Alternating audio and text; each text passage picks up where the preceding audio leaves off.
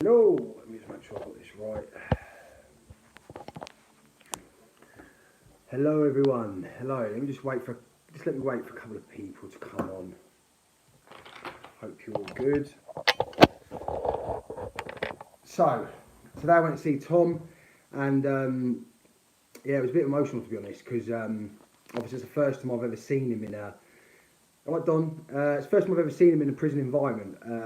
Obviously last time there was no communication with him at all when he was in prison. And it was strange because when we turned up, we actually got taken to a different section of the prison. At first, they told us that it was going to be a closed visit, which we found very strange. Closed visit basically means you're going to be behind a screen, and that you'll only be able to use a telephone to communicate through the screen with him. Ezra wasn't happy at all. Ezra went on a bit of a mad one because he could obviously, we didn't know why they were doing that. We speculated because maybe of me turning up with the events and everything, they wanted to listen into what we were talking about. But then it transpired that it wasn't a closed visit, and we went in.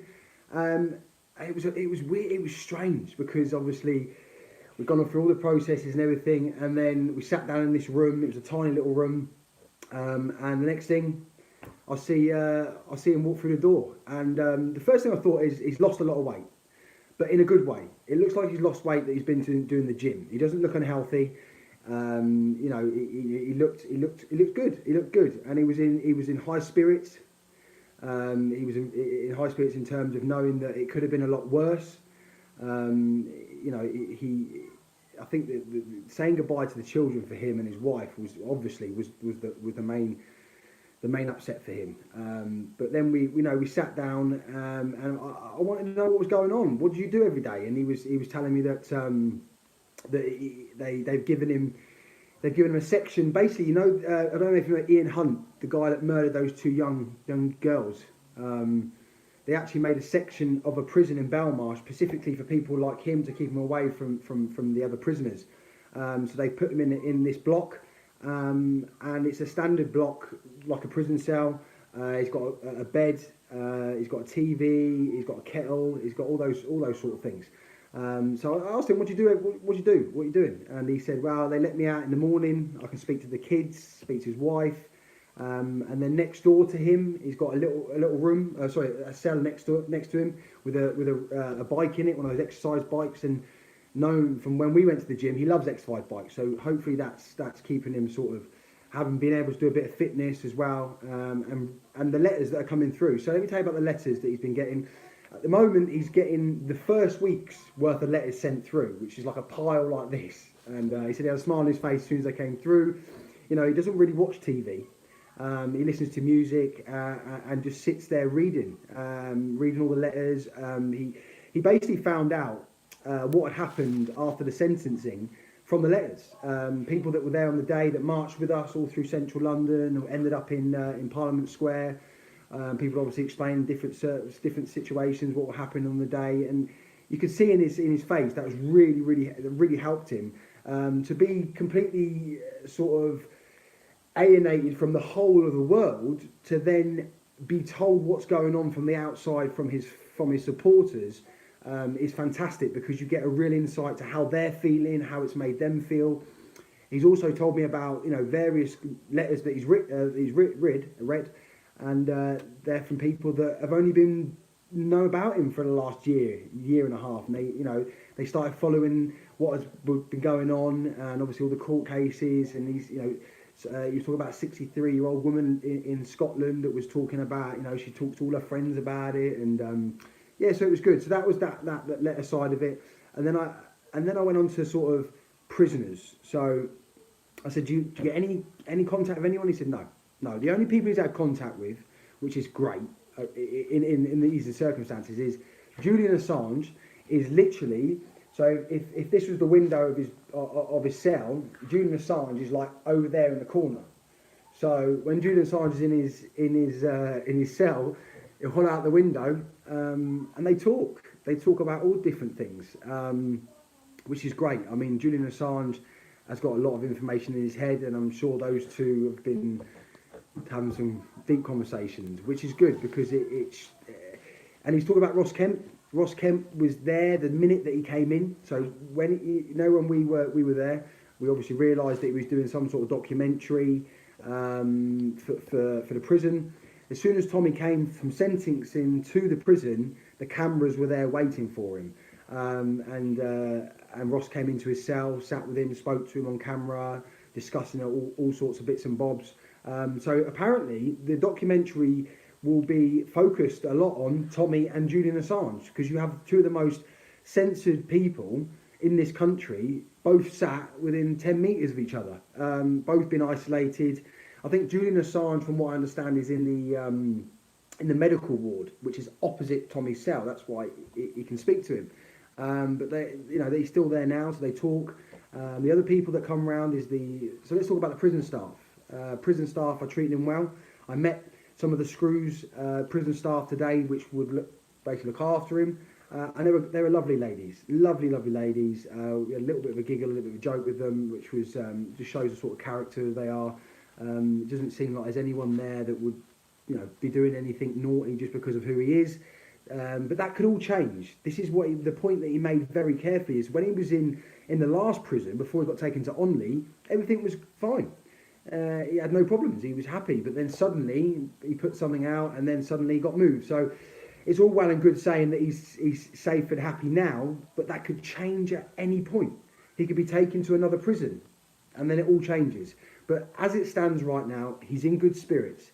He's reading all your mails, all the emails, all the letters that are coming through, and it's really keeping him going. I understand he's got visits coming up with family members over the next week, so he's going to obviously have that as well to lift his spirits. And yeah, I mean, on the day-to-day, he literally just comes out of his cell, speaks to his kids and his wife in the mornings. He's allowed to go for around the exercise yard for an hour. Then he goes on the bike for an hour and gets back in his cell and starts reading again. That's pretty much all he does. Is reading the letters. So. And as I said, the only letters he's had so far from the first week. So this weekend, he'll get the letters from last week, which then obviously he'll be reading as well. So if you are writing to him, keep him going. They are really making his time there better. We spoke about various bits and bobs. Obviously, there's been a little bit of stuff been going around, certain people trying to, for some reason undermine some of the things that Tommy does, the movement itself.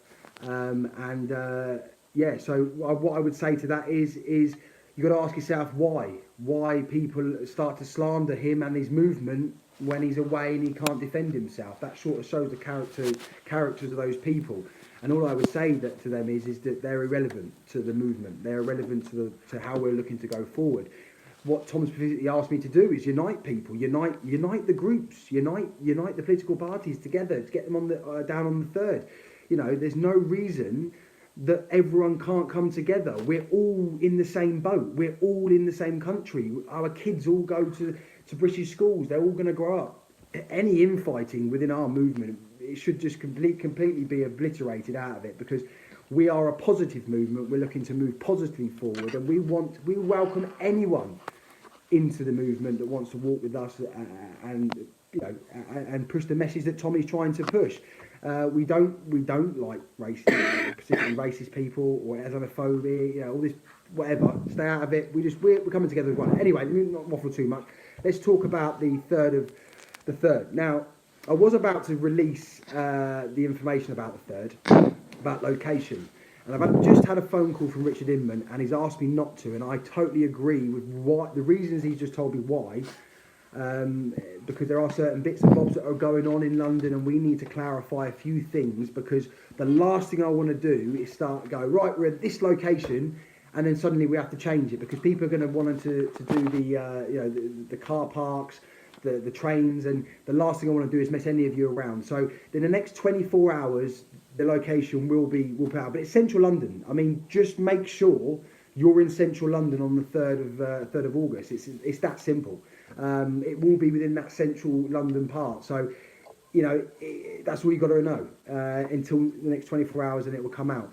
What Tom specifically asked me to say to you guys, he just wants to thank every single one of you for the continued support. that you're showing him. I mean, you really, really are keeping him going. You really are making sure that he is on the right path to coming out. And because it was funny, because he said to me, he said, in his head, I mean, any lefties that are watching this, media, whatever, he said, even if I did breach the reporting restrictions, he said, the other charges is that he incited his followers to go after these people. And we all know, and it's actually on video evidence. He said, Dan, how are they getting away with it? How are they getting away with actually lying in court? It just shows. And I think Tommy's very interested in making sure that when he comes out, he's going to pop the lid off the whole thing. The Rape of Britain documentary is massively on his mind. That is, he believes it could be some of the reason why they want him gone. They don't want this documentary aired. This documentary will shatter the police system, the social services systems in these locations, and also highlight the perpetrators and their families and everyone that's involved. Because right now, every single stone should be overthrown. We should be speaking about all of them. No one should be safe. When it comes to children and everything that's going on in his heart, he's saying no one is safe. And when he comes out, he's going to put one of the most powerful documentaries he has ever made together, and he's going to unite the country to show the country what the government and what the government are hiding from us. But in terms of Tom, he's fine. The 3rd of August is massively on his mind. He's asked me to say, please come down on the 3rd of August and show your support for Tom. It's going to be a family event. Bring your mum, your auntie, your cousin, your daughters. Bring everyone, because we're going to have various political parties on the stage. There's going to be no agendas on the political party side. They're just going to speak from the heart. I'm going to be reaching out to Anne-Marie Waters, if anyone can, just let her know that I really, really want her to come down and talk on the day. I think she's got a great message. Also, Gerard Batman's going to be there. Obviously, there's stuff going on with Gerard at the moment. We're behind Gerard 100%. There's some very, very interesting things coming. Very, very interesting things. Obviously, I was at the House of Lords not long ago, about a week ago, and I was given some privy information about what they're looking to offer Tom when he comes out. So stick by them, stick by him, and we're going to have a great day on the 3rd. We're going to make sure that we're massively heard, and again, just to show how much love there is in this country for this man. The other thing I've got to mention, I haven't laughed. I mean, I've been stressed, really stressed, the last sort of few weeks. Everything that's been going on. 2 minutes, darling. And I've been having my bank accounts frozen. I've had letters coming through from 5 years ago from a court thing about saying they're going to put a warrant out for my arrest. And the thing that's completely just annihilated me when I went to see him is the OAP thing. I mean, he was in absolute stitches when he actually got the paper, and it was on the front of the paper that an OAP had decked him. He could not stop laughing. He literally could not stop. The bullshit that is coming out from these lot. I mean, how they get away with it, obviously we know they get away with it, but it's complete madness. Isolation. There's no physical way at this, from what I've seen today, and from what I've heard today, there's no physical way that he can be attacked. There isn't at this point. The governor comes down to him daily. The governor, and that's not normal in every sense. It's not normal. The governor comes down, sits with him, talks to him, makes sure he's happy. Because I think they've realised, especially with the demonstration outside of the prison, he basically had the governor come up to me and said, "I'm hearing there's a demonstration going to be outside the prison." He said, "Yeah." He said, obviously where I was treated last time, people are concerned for my safety. And he said, "Well, okay, what do we need to do to keep these people away?" And he said, "Look, I'll keep them away. You just give me my visits, give me my rights, give me my protection that this prison should give me, and I guarantee no other protests outside the prison." So at the moment, we've got to give them their dues. The prison system inside Belmarsh are doing what's right for him. But as I said, that happened last time, and it changed very, very quickly. I'm looking to get on another visit, hopefully in the next 2 weeks' time, to get another update. I think Ezra's coming over as well, because it's important that we continue to make them aware that if anything changes, God help them. But please send a message. Any person that's trying to put any doubt in anyone's mind about Tom's message and about his movement, just tell them to go away. Don't get involved in it, and don't allow anyone to tell you anything different than you know. And it shows the characters of people that attempt to try and discredit a movement of a man that's currently set in a prison cell away from his family. So those people, shame on you. He's done a lot for all of those individuals that are potentially coming out on a bit of a hate speech side of things with him, and he deserves a lot better. But as I said, we're united as a group, as a movement for Tommy. And on the 3rd of August, this is different. This one, I know, this is not going to just be your standard stand there and singing and shouting. Me and Richard have got some great ideas to change the dynamics of these protests, to bring maximum impact, to get the message clear as day across to the government that, we're not going to accept what they're doing, and in time, hopefully, we can all come together as a movement, as a country, and put a stop to what's going on. Because at the end of the day, you're never going to do these things on your own. You need everyone to come together. When you go to war in Germany for the Nazis, you don't just have one part of the army. You all go and you all fight the risk. So I'm asking every single one of you, please stop the bickering, unite. And another thing that I've been hearing people saying that they think that I'm receiving donations through Tommy's thing, and I'm running. I don't have anything to do with TR News operation, their publications, anything. I don't receive £1 from any donations that goes directly to Tommy or to Tommy's movement. So those can be squashed, and I'm going to look forward to making positive impact into getting the 3rd, one of the biggest things we've ever done together as a unit, one unit. Under Tommy, and getting him, making him feel loved inside there. Keep writing to him, keep throwing your messages of support, keep putting your statuses up, keep putting your videos up, and let's get to London on the 3rd of August. Let's have a great day, making sure that he knows that we love him and we support him, and we're always going to be there for him. I'll be in Manchester this Saturday for a gathering for Tommy. But the main focus has got to be on the one in London, because that's the big one. That's where all my effort's going into. But I'll be back in the next 24 hours with a location. I'm really sorry. I was supposed to give it to you now, but Richard is right. With the information we've had to come to light this afternoon, it's better if we just wait, so that when we give the location out, it stays that location, and it can't change. 3rd of August. I'll see you in London. Don't let me down. Don't let Tom down. You've got to be there. No excuses. Get your ass down to London. Let's have a great day.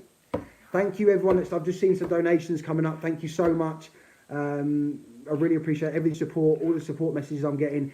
And if you guys get any questions, I'm going to put an email address on my Telegram page. If you've got any questions about anything, how to write to him, how to email him, how to do anything in terms of, you want to know how to get to London, if you're not too savvy on things and you want information, just email me. All right. Got to go see the kids. I literally ran in the house, was in for 2 minutes, came live on with you guys, and we'll go and see the kids, and I'll be back on. Thanks everyone for the support, and Tom loves you. He really, really does. He appreciates everything, and I'll see you all in the next 24 hours. I'll be back on. See you later. Actually, I'll tell you what, any questions? Let's do a couple of questions. I never do this. People ask me, have we got any questions? Give me a question. Anyone got any questions? Anyone got any questions? I'll give it a couple of minutes. If anyone's got any questions. I don't know what Lucy Brown's up to. She's a nutter. Don't know what she's up to, so I'll leave that there. Americans help. Get the Americans to know about what's going on. The power of this movement has been the voices of the people. Tommy puts the message out, and then it scatters through the people. The Americans, please push Tommy's videos into groups, push his message into groups, make people aware in America what's going on, make them aware of the 3rd, get involved in that sort of way. I think that's probably the best way the Americans can get involved. He loves the stickers. He said pictures. If you've got pictures of so you put stickers on places, or you put banners up or anything, send him pictures. Can't do it by email. You've got to do it by post. Yeah.